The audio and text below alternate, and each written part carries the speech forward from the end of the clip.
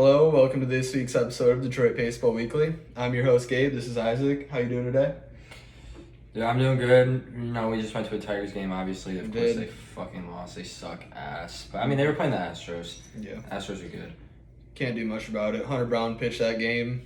He was their number one prospect, and he threw pretty well. Mostly the pitching was what let us down, though.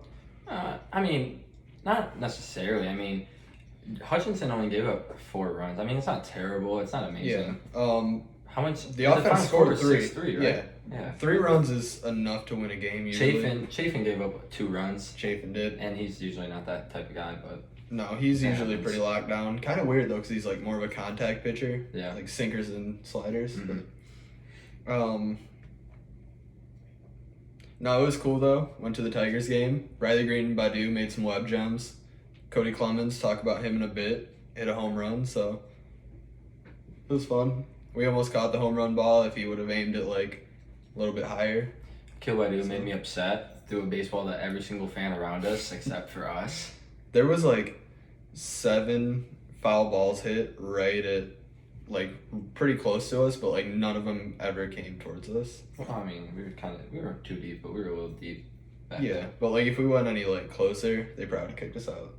Maybe. Why would they fucking kick us out? I guess they don't really care. There's nobody there anyways. It's a sad time for Detroit baseball. Nobody goes to the games except us.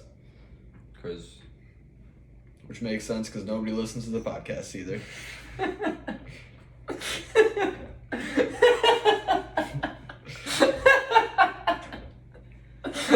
Continue.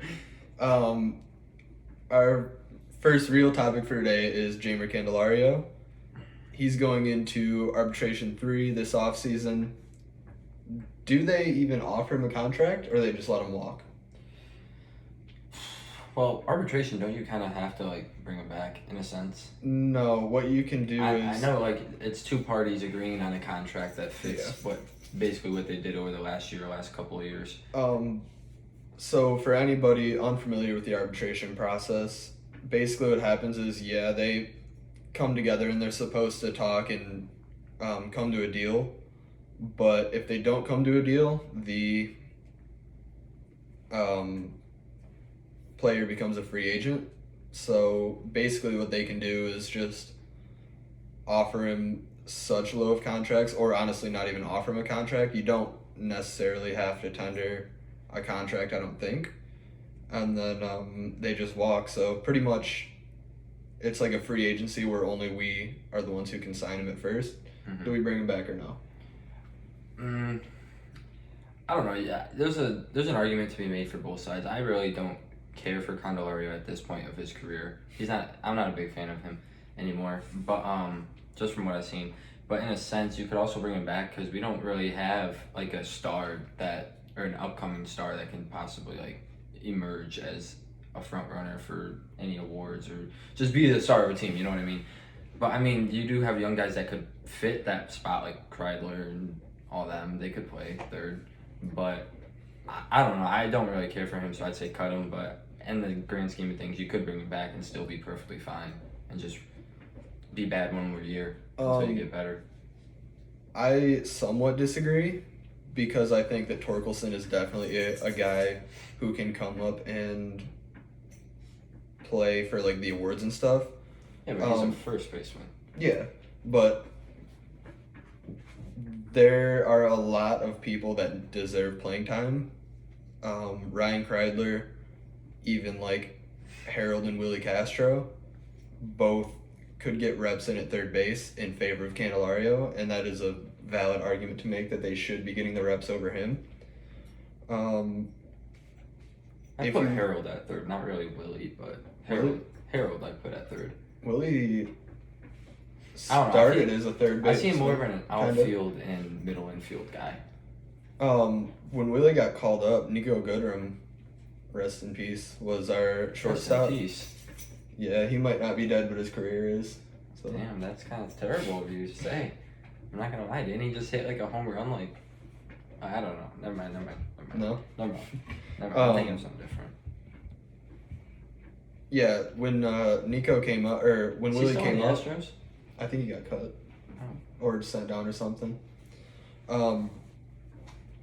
when Willie came up, Nico Goodrum was a shortstop, so he technically came up as a shortstop but played third base to keep Nico at short. And then when Nico went down, that's when he really slid into a shortstop role before we moved into second and then eventually the outfield. He's a perfectly viable option to get some reps at third base along with outfield, but I think he's primarily an outfield. I'm not against giving him more reps in favor of Candelario. The thing is, Candelario is only 28, so he's going into his 29-year-old season next year. And he has been really consistent every year since 2018, except for this year. Or even 2017 when he came up with us. If we average out his stats every year except for this one, and you can't really blame age because he's still been good. Or because he's still young enough. He has a 244 batting average with a 332 on base and a 412 slugging for a 744 OPS and a 102 OPS plus. That's solid. At worst, that's solid. To answer the question in a yes or no, I think that if they're trying to win now, then no. But if the new GM comes in and is like, we're gonna need a couple years to kind of retool, then yeah, we should keep him around for a So stopgap. yours was basically the same as mine. Yeah, with a couple disagreements. Doesn't matter. We still got to the same point. Yeah, we got there, but the road was different, you know. It's not the Not the path you journey, it's a take. destination. Yeah, man. I'm pretty sure it's not the destination, it's a journey. I know the saying, but I'm saying it's not the path you take, it's just where you finish. I guess. Let's talk about some rookies. Kind of a check-in on the rookie hitters that came up this year. I counted 5 of them. I'm not including Josh Lester because he only had 1 game and didn't really get a time to get used to the league, I guess. Let's start with the obvious one in Spencer Torkelson. I don't want to talk about his stats for the year. I just want to look at what he's done since he's gotten called up. That game we were at, what day did we go to the game? I don't even remember. Tuesday? It might have been Tuesday, but I know he got like a couple hits, or 1 or 2 hits and scored a run. Yeah. When we like first got there. Like the first or second inning, or second inning, third inning. He did. If we're looking at his game log, since he's been back, he has had 9 hits in 10 games, 34 at-bats, 2 doubles, a triple. Who would have thought Torkelson was getting a triple? He's batting a lot better than what he was. And even in the minors, he's batting better than what he was in the minors. And a home run. Yeah, so he's coming back into his own a little bit. 4 walks, that's a big thing. If we're looking at his average stats, not really his counting stats, 265 batting average. I'll take that. Oh yeah, I'll take that too, especially for what he was Especially doing earlier. when you factor in the 375 on base percentage, like that's elite. I don't care who you are, that is an elite on base percentage. Mm-hmm. 471 slugging for an 846 OPS. That's good. The problem I have is with his batting average on balls in play is at a 296. Basically, when he hits the ball, when it actually comes off his bat, what is his batting average? That is a little low, which tells me that he might need to be a little more selective with the pitches that he swings at, or maybe a little more aggressive with ones that he doesn't. But honestly, I don't have too many complaints about this stat line. So I think the future is brighter than people thought. I think that people kind of overreacted when he got sent down and was like, "Oh, we ruined him. He's gone." But I mean, he's a young guy. Yeah. I mean, you can't really always overreact on the rookie seasons, especially. Yeah. A guy like Akil Baddoo, I mean, we overreacted with him being so good, and now he's terrible. I mean, that just kind of happens with these guys. You can never really predict the future. I mean, obviously, we still all hope that Torkelson's going to be the player that we scouted and drafted.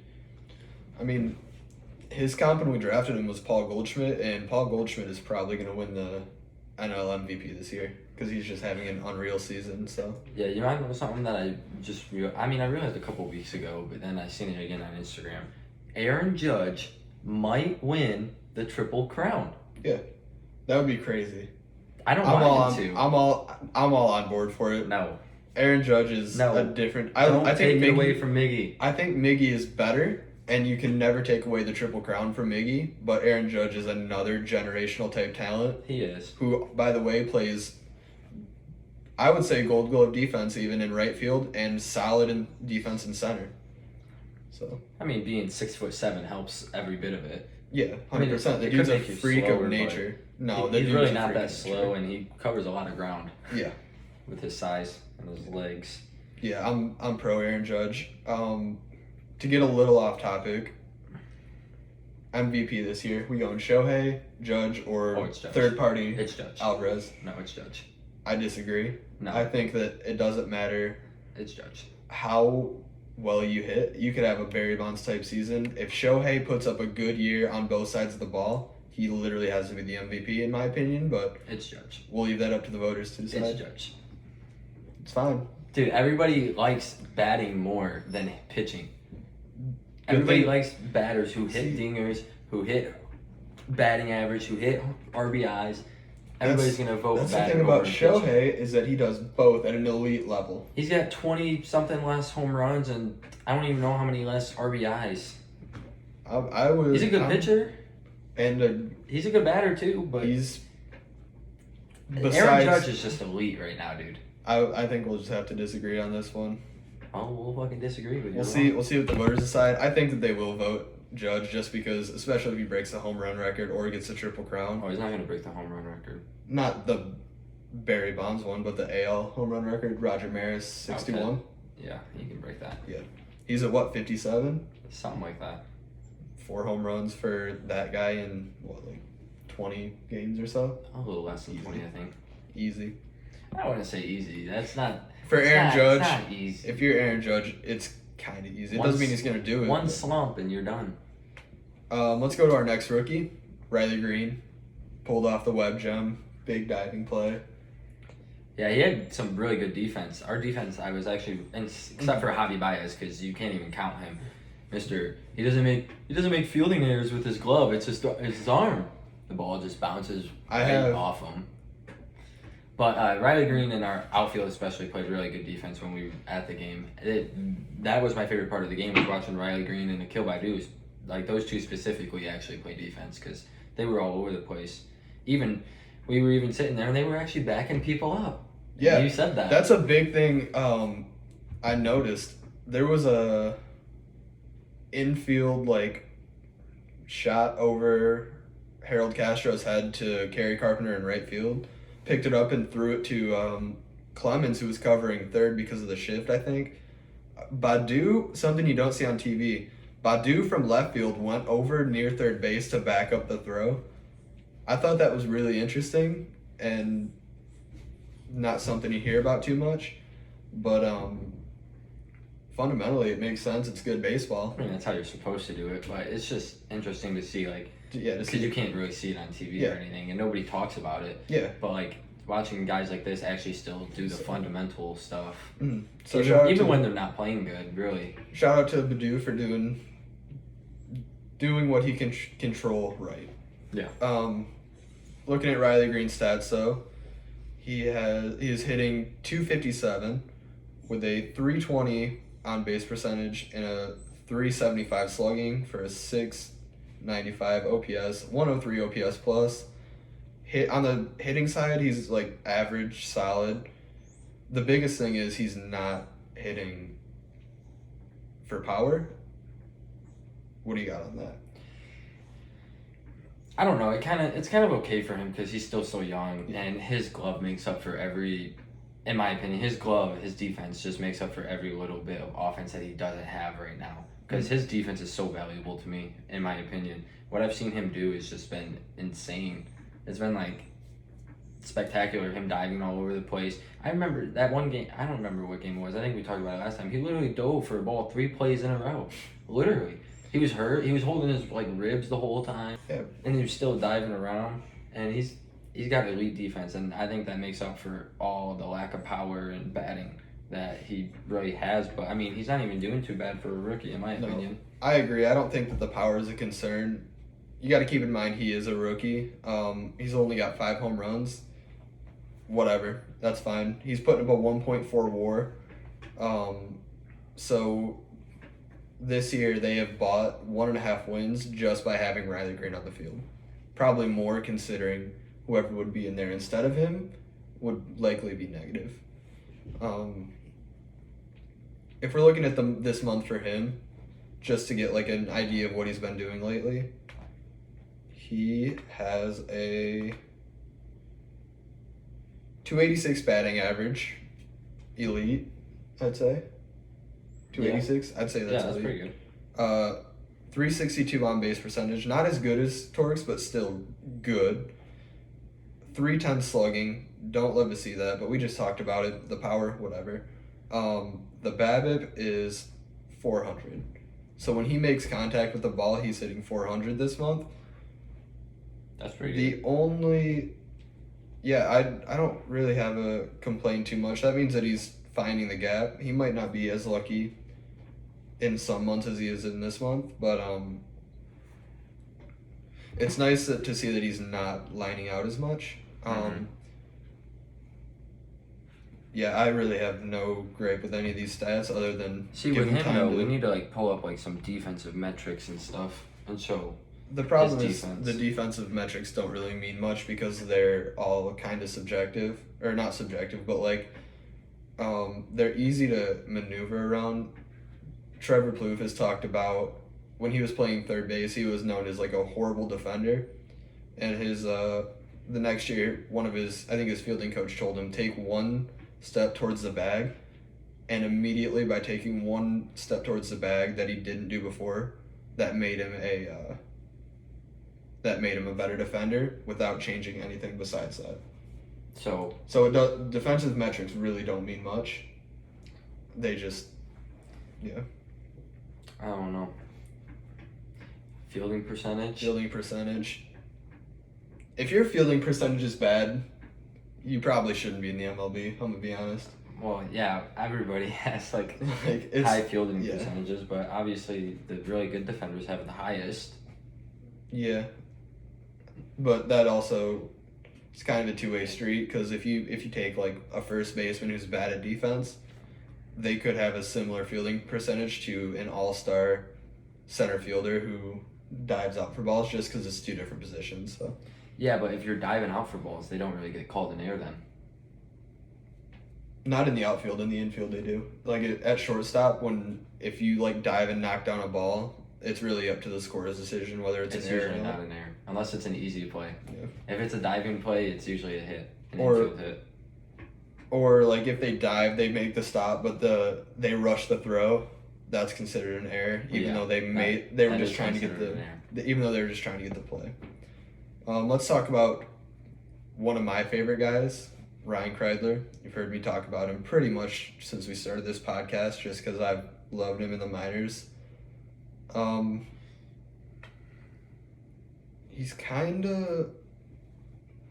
He's a little underwhelming right now with his hitting, but his defense makes up for it, and I think that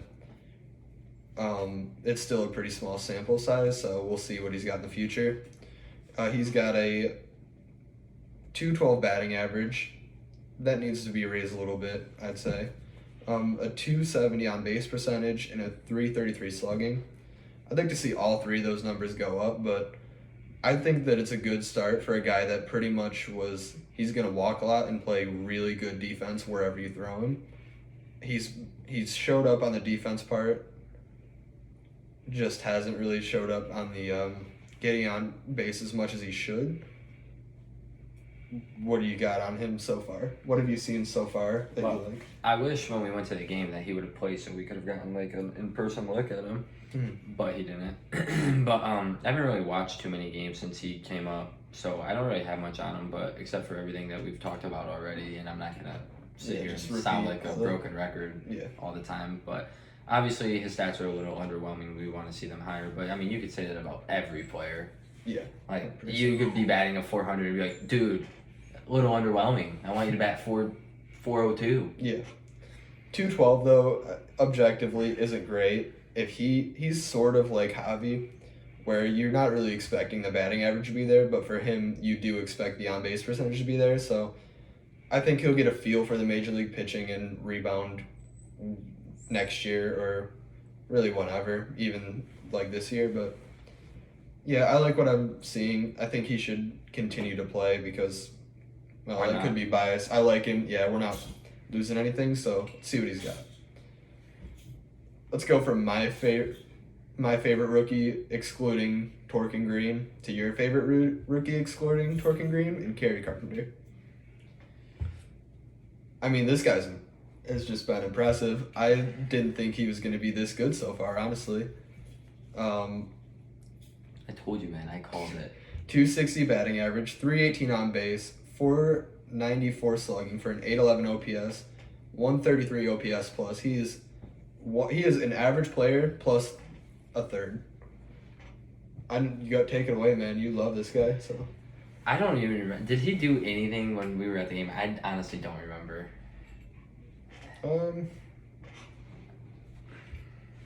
When was it? Tuesday? Right there, 3-6.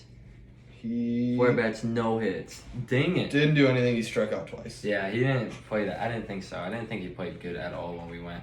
It Dude. was really depressing, but he didn't really get many balls hit to him either. He literally didn't do anything like the whole game. I felt like he was just out there.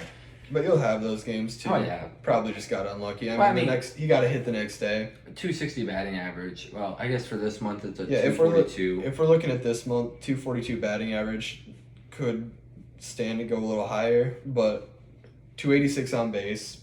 He's not really known for an on base guy. He's kind of just the pure power, and he's got a 455 slugging for a 740 OPS. That's still like better than most people on the team.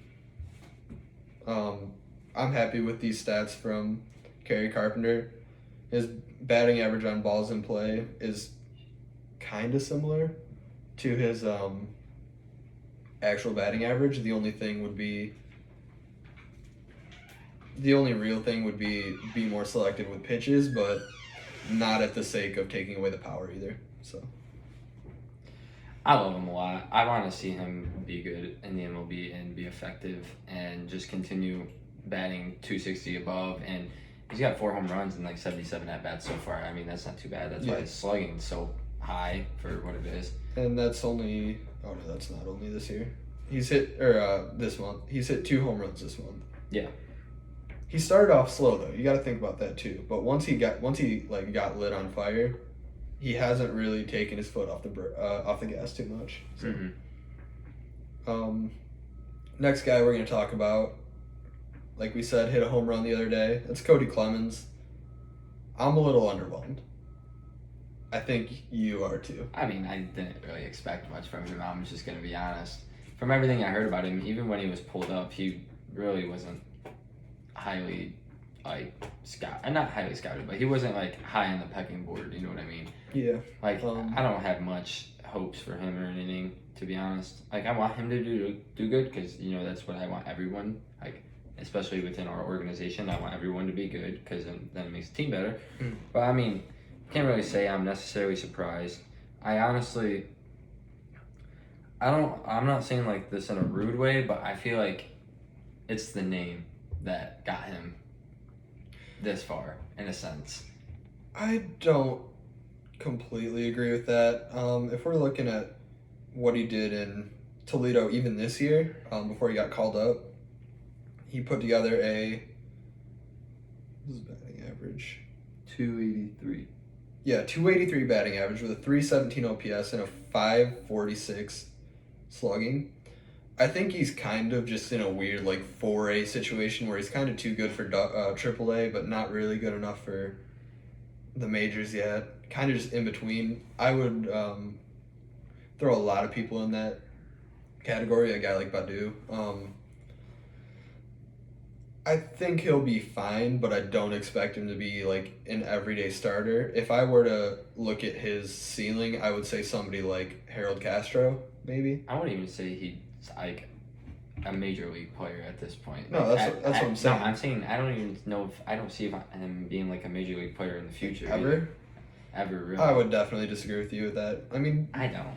the dude struck out Shohei. He's okay. Come on now. The dude struck out Shohei. When they were Ohtani. losing like 20-0. Um, No, but for real though, he's playing on this team right now because we're so bad. That's it. That's the only reason why he's playing. He yeah, would not I mean, have ever you been could say called that up. about a lot of people, though. He got, if we're looking at his stats in the minors, all the way back to 2018 when he got drafted, I'm not seeing anything that scares me. Sure, maybe you look at this 364 OPS. Oh, wait, it was only in 3 games, though. 3 games? No, you can't count Yeah, that. exactly. If we're averaging out his career in the minors since he got drafted. No. What is okay? If we're averaging out these years in the minors, Do you know how to do this, man? I did. Try the Lakeland. All right, we're not gonna average them out, but they look good. They're all in the 7s or 8s for his OPS, except 1 year, the year he got drafted. So I think Clemens could be a fine bench player, or you know where he would fit perfectly? Where? The Rays. He could. I He mean, would 100%. He would be Isaac Paredes. the Rays Literally. bring out like a different type of players though, like in Yeah. themselves. Like I don't know, they're pretty good at that, like bringing out That's what I'm saying. I like, think the he. better version. I think of he players. has talent. I mean, he's clearly a threat in the minors from the left-hand side, and he can play first, second, third, or corner outfield. I guess if you wanted to, you could throw him in center or short, but it's not ideal. Any of those places though, he would be fine starting defensively. If he can get the bat going a little bit, I think he'll be all right. Maybe. If we are looking We'll at see. what he's done We'll see. in this month, maybe we won't. Okay, we will for now. 222 batting average, 222 on base with a 556 slugging, probably because of his home run for a 778 OPS. Obviously, he needs to get the average up, but I think there's something in Cody Clemens that's valuable. I wouldn't write him off just yet. It's his rookie season still. But yeah, that's pretty much all the rookies. Last week we talked about the future of the catching for the Tigers. That was kind of easy because we talked about it a lot before. We're gonna shift gears and look towards the infield. Probably look at outfield next week. If we're looking at the future of the infield, I think that there's really 2 options. Either we have Torque at first, and then a combination of Baez, Kreidler, or start here. I'll say Torque is 100% the first baseman, no doubt about that, right? Can we agree on that? Yeah, 100%. The question mark for me is everywhere else. I think that a smart thing to do would be to capitalize on another loaded free agent class at shortstop and pick up another guy. That would allow us to move Baez to second if we wanted to, but it really depends. If everybody knows Correa, everybody wanted Correa, he's got an opt-out. I think that there's a real chance he opts out of his contract. So he's obviously my number 1 choice. So what are you gonna do with Scope? Put him at third? Um, You're Scope in both of those. right now, Scope needs to earn his time. Yeah, we can put him at third. We can put Javi at third. You can. Miggy's not going to play. I feel like the middle infield's kind of Miggy's not going to play every year at. jammed. Okay, would you rather take Correa and Baez or Baez and Scope? I mean, Correa and Baez. Exactly. But at the same time, you don't want to just throw money out the window when we don't even know if we're really going to be good yet.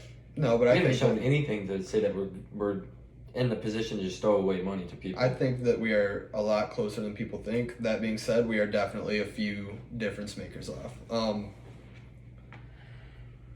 If we're looking at other options for shortstops, Trey Turner really sticks out to me. Since 2019, he's quietly been one of the best shortstops in the game. Quietly? What do you mean quietly? I mean, He's loudly up been until one of the best. the last 2 years, nobody really talked about him because he was in Washington. But once he got to LA, I think that really opened the door for people to be like, all right, this guy's really good. I don't know. I talked about him a lot when he was in Washington. Let's average out his stats since 2019 when they won the World Series. Or maybe not again because Baseball Reference doesn't want to work. 314 batting average, 364 on base, 517 slugging for an 881 OPS average over 4 years. And really the only problem, by the way, the cleanest person on the base pass. Oh yeah, 100%. He's got No. like the sweetest moves ever, especially his slides. I love his slides. Yeah, his slides are sick. Really the only problem with Trey Turner supposedly is his defense. He might fit better at second, but I would take him at short over Javi. Or we could do something that I'm kind of in favor for with this next guy, possibly. Xander Bogaerts. Very likely he's going to opt out of his contract this year. He doesn't play good defense at shortstop, and that's putting it lightly. But he does mash. He's probably, him and Corey Seager are two of the best hitting shortstops in the game. Obviously, Fernando Tatis Jr. takes the crown. Steroids. plays. Yeah, When when he he plays. plays. But I think that Bogarts could fit really well at short, or not at short, at third base for us, especially if we decide not to bring back Candelario. Mhm. Bogarts would be a huge upgrade at third base for us. Then we really have the option of maybe keeping Baez at short or having a guy like Ryan Kreidler step up. The last guy I wanted to bring up is Dansby Swanson. This is my warning. If we sign Dansby, don't be mad if it doesn't go exactly to plan. I like Dansby. He's been consistently good, but I don't necessarily think that he's the difference maker. I would love to have him on the team, but I don't think that he's the best option. If he's the guy we end up with, great, that's fine. Start him at shortstop, throw Javi at second, and I'm happy with that. But I think that there are better guys if we have that. He's kind of a good constant. He's kind of like the Javi Baez of this year, where it's like, okay, he'll be a little cheaper, maybe won't give you the numbers the other guys will. So I'm not necessarily against it, especially because he'll likely be more consistent with the average and maybe not the power. But I think Dansby's a real option. If that's the way we want to go, then you have Torque, Baez, I would say Kreidler, and the free agent starting. But if that's only if Kreidler performs. If he doesn't, then we would have Harold, Castro, and Jonathan Scope on the bench to step up and play whenever they're needed. Obviously, I don't think Miggy's going to be starting every day next year. I just don't think his body has it in him. I mean, he said he's coming back, but Yeah. we'll never know, really. Well, even as of right now, I'm treating it like as if he will, but I still don't think that he's our everyday DH even. Yeah, I think that probably he'll not. play probably once a series, maybe twice a series, and then that gives time for guys like Harold Castro and Jonathan Scope to slide in. Mm-hmm. My second plan would be a little more contained. Like, let's say we don't go out and get a In-house. shortstop. Yeah, In-house. in-house. Yeah, good word. Basically, the other option for me is sure don't get a guy, but keep Candelario around, and keep the other three.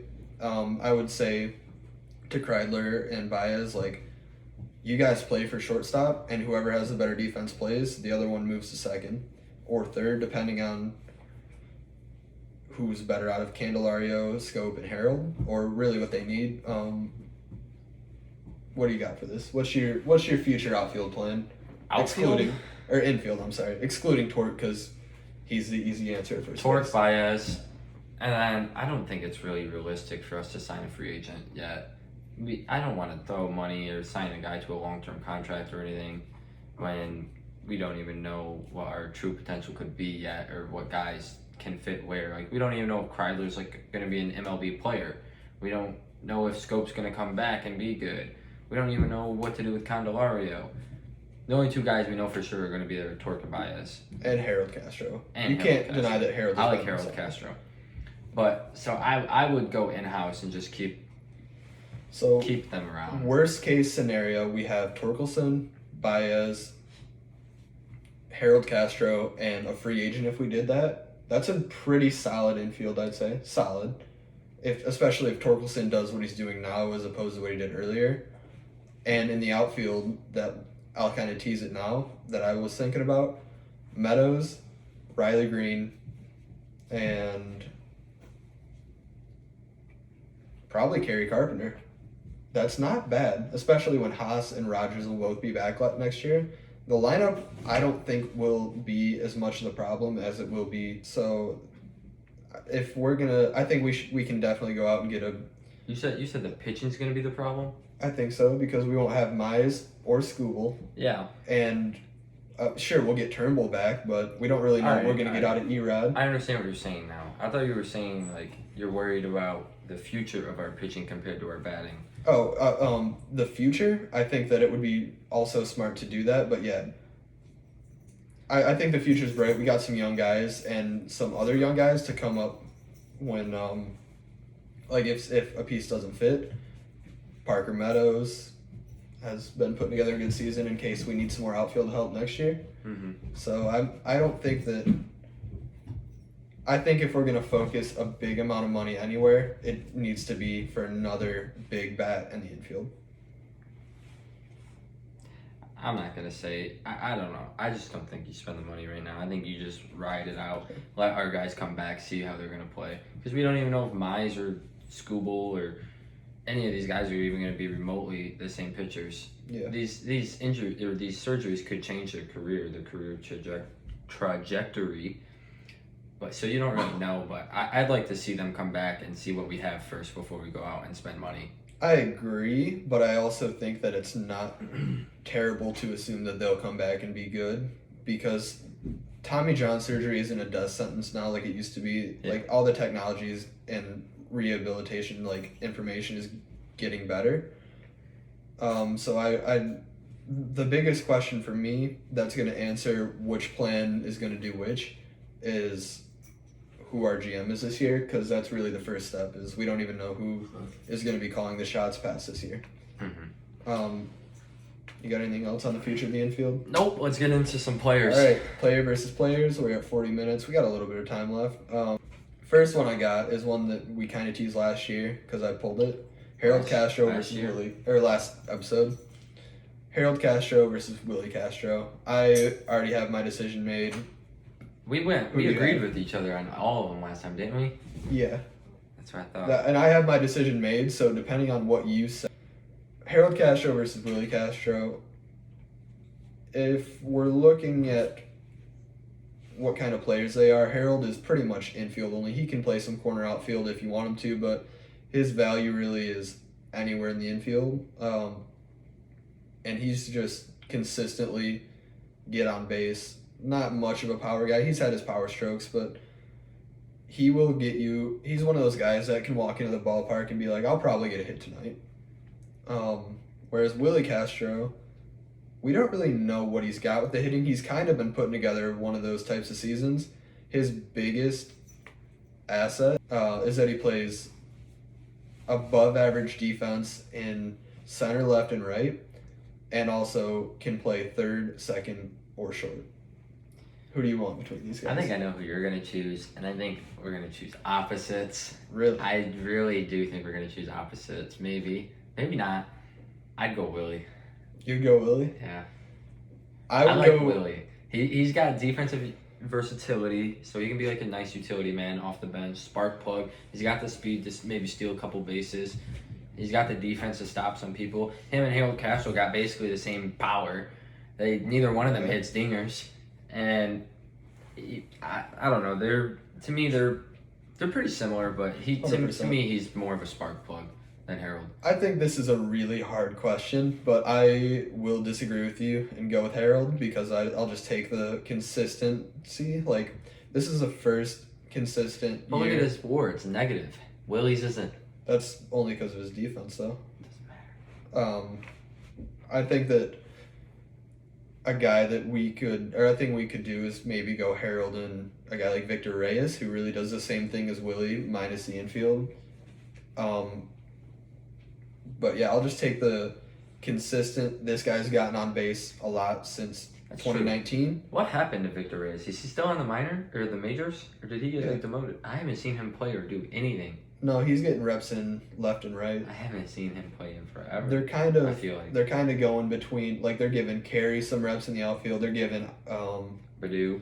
Badu and Willie, and then Reyes. So there's really four guys kind of splitting left and right field because obviously center field's taken. Mhm. Carey's getting a lot of reps at DH. That's one thing I saw today that was kind of interesting. I looked up just like the Tigers' active roster, and it listed Carey Carpenter as a DH instead of an outfielder. I don't really know what that says, but I think it's interesting, you know? I don't know. You can't look too much into those. No, but yeah, I was surprised. So the first time we've disagreed, Yeah. I think we might disagree on this one as well. That's kind of a hard disagreement, though. I mean, they were both. They were both. good Yeah, players. there's no wrong answer Quality. there. Andrew Chafin and Alex Lang. Huh. If we're looking at Chafin's stats, Chafin is probably my favorite person to root for out of the bullpen, besides maybe Gregory Soto. 3.12 ERA in 49 innings, 57 strikeouts, and a 1.06 WHIP. All solid numbers. The only thing that might concern you is the innings pitched at 49, but he did start the year on the injured list. So, if you're looking at Alex Lang, two different types of pitchers. Chafin's really a pitch to contact guy, and Lang is more of a power pitcher. 3.98 ERA in 61 games, 54 innings, 74 strikeouts, and a 1.288 WHIP. Who would you rather have? I have my decision, and I hate that I have this decision. So you're going Lang. I am going I can already tell. The only issue with my opinion on this is the age difference. Yeah. If 100%. Chafin was younger, just a couple years younger, I'd take Chafin 100% of the time. But speaking that we don't really know what to do yet. If we're a contending team, we're clearly not a contending team, but Not we yet, don't know but if I we're think- going into another rebuild, I'm saying. I want to make this very clear. I don't think we are rebuilding anymore. I think it will be a retooling, 1, maybe 2 years, and then we're back into it. I don't think that if we do anything like that, it won't be another 6-year process. Well, I like Chafin more, but Yeah. for the fact that we're not really contenders yet, and he's gonna be 35 by the time we're even able to compete, and that's kind of old. He's 32 right now. He'll be 33, 34. So in that perspective, I would take Lang just because he's got more upside at this point in his career compared to Chafin, because we've seen what Chafin can be, 3.12. He's basically matching his career stats almost. Yeah, he's having a really good year this year. I think I love Chafin. I really hope we retain Chafin. He does have an opt-out after this year. But the reason I want to go for Alex Lang is because really the only problem with him is he'll have 1 or 2 blow-up outings. He has been kind of a workhorse this year, though. Like, Workhorse. yeah, like if there's really in any situation where AJ needs a guy to come in and kind of put out the fire, Lang's the guy he's went to over really anybody else. Mhm. Maybe Fulmer before he got traded, but now Oh. Lang has really stepped into the fireman role nicely. I miss Fulmer. Yeah, I totally forgot about him. But yeah, that's I think I'd take Lang still, just because of I would take his Lane upside. just for his age and Yeah. potential at this point in their careers. The only thing that might scare me about Lang is power pitchers don't have the greatest reputation because they could, the problem is they can kind of taper off with age, you know? Like, the older they get, the worse they're going to be faster, whereas Chafin has more of a longevity just because he's more of that contact hitter. The last one, I don't know how this is going to go. Alex Faedo versus Joey Wentz. Let's look at their stats really quick. Even though they don't mean much because they're both rookies and have had limited Not starts. playing good. Yeah, they've had limited starts. Well, Joey Wentz didn't play too bad the other day. Faedo has a 5.53 ERA, 1.64 WHIP in 12 games, but he is a rookie, and he's had some flashes of the promise that he has been promised, and Joey Wentz. He has been promised.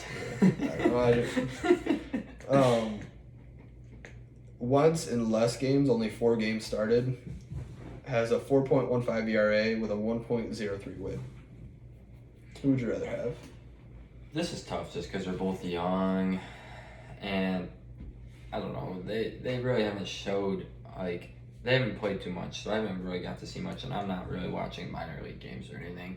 I can only read so much, but I'd rather see things. Yeah. But I would take Joey Wentz just because we have more. We're more invested into him, I think, than Faedo. Like, we've been invested into Joey Wentz more than Faedo, I think, this whole time.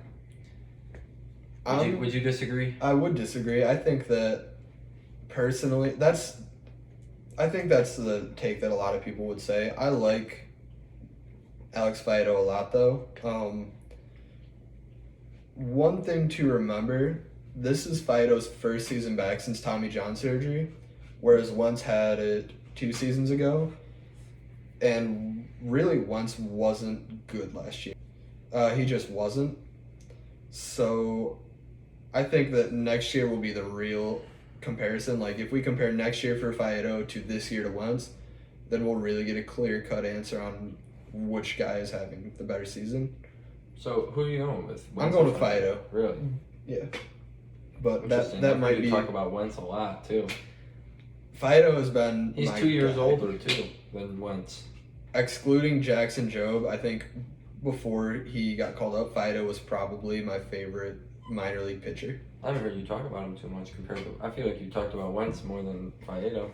I mean, that, I guess, but that could also be because Wentz has made starts recently and because Faedo's hurt. Like, we haven't talked about Mize too much just because he's been hurt. Turnbull, we've barely God, I love Casey Mize. But yeah, you got anything else for today? No, I'm going to go get some food. I'm also going to go get some food. We may go get food together.